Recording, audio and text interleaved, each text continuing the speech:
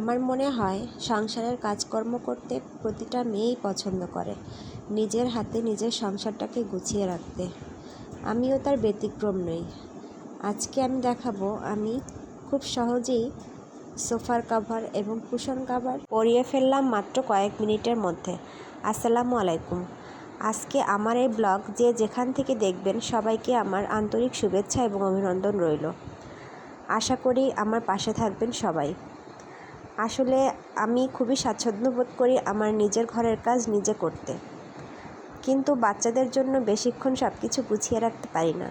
এটা আসলে সবার ঘরেই, যাদের ছোট বাচ্চা আছে সবারই আমার মনে হয় সেম প্রবলেম।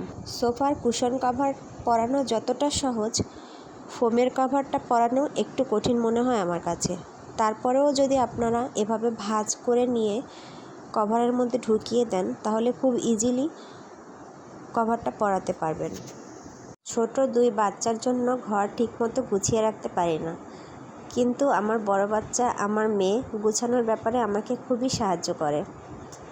এই যে কাজ করতেছি, আমাকে সব কিছু কাছে এনে দিচ্ছে এবং সব কিছু ঠিকঠাক মতো আবার গুছিয়ে রাখছে।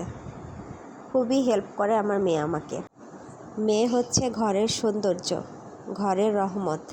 আলহামদুলিল্লাহ, আল্লাহ আমাকে একটি মেয়ে দিয়েছেন। ঘরের এই কর্নারটা আমার খুবই প্রিয়। গাছ আমি খুবই পছন্দ করি, তাই এই কর্নারটাকে গাছ দিয়ে সাজিয়েছি। কেমন হয়েছে আমার গুছানো জানাবেন। অবশ্যই আমার মেয়ে আমাকে গোছাতে সাহায্য করেছে। আজ তাহলে এ পর্যন্তই। নেক্সট ব্লগে আবার কথা হবে। আশা করি সবাই লাইক কমেন্ট করে পাশে থাকবেন এবং আমার পরিবারের জন্য দোয়া করবেন। ও আরেকটা কথা, এই গরমে সবাই বেশি বেশি পানি পান করবেন। সবাই সুস্থ থাকবেন। আসসালামু আলাইকুম।